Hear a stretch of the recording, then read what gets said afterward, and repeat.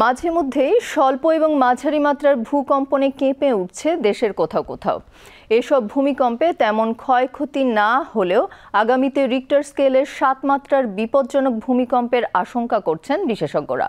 তারা বলছেন, ঘন ঘন এমন স্বল্প মাত্রার ভূকম্পনের আঘাত ভৌগোলিক অবস্থানগত কারণে বড় ধরনের ভূমিকম্পের ঝুঁকিতে রয়েছে বাংলাদেশ। বিস্তারিত রিপোর্টে। আগাম সতর্কবার্তা ছাড়াই ঘটে যায় ভূমিকম্পের মতো মহাদুর্যোগ। সম্প্রতি কাছাকাছি সময়ের মধ্যেই 4 দফা ছোট থেকে মাঝারি আকারের ভূমিকম্প অনুভূত হয়েছে। তবে বড় ধরনের কোনো ক্ষয়ক্ষতির খবর পাওয়া যায়নি। আবহাওয়া অধিদপ্তরের তথ্য মতে মাঝারি ধরনের ভূমিকম্পের রিক্টার স্কেলের মাত্রা ছিল 5.7। বিশেষজ্ঞরা বলছেন, স্বল্প মাত্রার এমন ভূমিকম্পে তেমন ক্ষয়ক্ষতির আশঙ্কা না থাকলেও ভৌগোলিক অবস্থানগত কারণে বড় ভূমিকম্পের ঝুঁকিতে রয়েছে বাংলাদেশ। বড় আর্থকুয়েকের আগে ছোট ছোট ফোরশক হয়। 4 বা বড় আর্থকুয়েক বলতে আমি 7 যদি বলি, তার আগে কিছু 4 থেকে 5 ম্যাগনিটিউড হয়, অত 1.5 মাসে বা 2 মাসে। কিন্তু এই এলাকায় প্রচুর আর্থকুয়েক হচ্ছে। এইটা হয়তো ইন্ডিকেট করছে যেগুলো হয়তো ফোরশক, মেইন শকটা আসবে। মেইন শক বলতে 7 ম্যাগনিটিউডের আর্থকুয়েক আসবে। সেটা আমাদের বাংলাদেশ ইন্ডিয়ার বর্ডার হতে পারে, আবার বাংলাদেশের ভিতরে 2টা সোর্স আছে। একটা বললাম যে আমাদের বেঙ্গল আর্থকুয়েক একটা সোর্স মধুপুরের কাছে, আরেকটা আছে আমাদের শ্রীমঙ্গলের। পরিসংখ্যান বলছে 1885 সালে ঢাকার কাছাকাছি মানিকগঞ্জে 7.05 মাত্রায় ভূমিকম্প হয়েছিল। যে 8.5 ম্যাগনিটিউড আর্থকুয়েকগুলো 250 থেকে 300 বছর পরপর, আর 7 and 7.5 ম্যাগনিটিউড আর্থকুয়েকগুলো 125 থেকে 175 বছর পরপর আসবে। এবারে যে হয়তো 150 বছর পরপর আসবে। তো ওই পার্সপেক্টিভে আমরা বলতে পারি যে আমাদের 8 ম্যাগনিটিউড আর্থকুয়েক হওয়ার সময় এখন খুব একটা নাই, কিন্তু যে কোনো সময় একটা 7 ম্যাগনিটিউড বা 7+ ম্যাগনিটিউড আর্থকুয়েক যে কোনো সময় হতে পারে।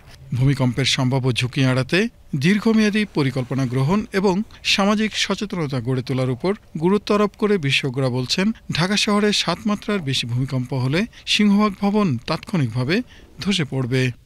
এখন এই আর্থকুয়েকগুলো নিয়ে আসলে চিন্তা করার সময় হয়ে থাকে, কারণ আমরা সবসময় বাঘ আসবে বলছি, কিন্তু এসে গেলে তখন আমরা কী করবো? তখন কিন্তু আমাদের প্রচুর লোক হতাহত হবে। টার্কিতে 2023-এ 6 ফেব্রুয়ারি ব্যাক টু ব্যাক 7.5 ম্যাগনিটিউড 2টা আর্থকুয়েক হয়েছে, এবং দেখা গেল যে টার্কির মেইন ক্যাপিটাল আঙ্কারা থেকে একটু দূরে 200 কিলোমিটার দূরে এই শহরটা, এবং সেখানে প্রায় 50,000 লোক মারা গেল জাস্ট বিল্ডিং ভেঙে। মেজর কজ অফ ডিজাস্টার হচ্ছে বা ড্যামেজ হচ্ছে বিল্ডিং কলাপস। টার্কি এবং বাংলাদেশের মধ্যে একটা মেজর ডিফারেন্স হচ্ছে যে টার্কির পপুলেশন থেকে বাংলাদেশের বা ঢাকা বা যে কোনো জায়গার পপুলেশন প্রায় 10 থেকে 15 গুণ বেশি। তো টার্কিতে 50,000 লোক মারা গেলে আমরা যে গুণভাগও করি, কারণ ঢাকা আমাদের ক্যাপিটাল, চিটাগাং আমাদের সেকেন্ড ক্যাপিটাল, আমাদের কিন্তু কয়েক গুণ লোক মারা যাবে, হয়তো কয়েক লাখ লোক মারা যাবে। তো সেটাকে থামানোর জন্য আমাদের প্রস্তুতি নেওয়া ছাড়া আসলে কোনো উপায় নেই। এখানে 2 রকম প্রস্তুতি হতে পারে। একটা হচ্ছে ভবনগুলোকে চিহ্নিত করে ভবনগুলোকে মজবুতীকরণের, আরেকটা হচ্ছে আমাদের সার্চ অ্যান্ড রেস্কিউ যেটা সিস্টেম আছে আমাদের ফায়ার সার্ভিস আন্ডার, সেটাকে একটু জোরদার করা।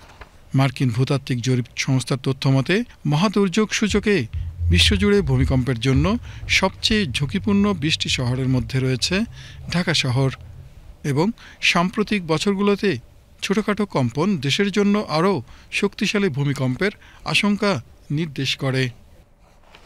Sheikh Ali, BTV news.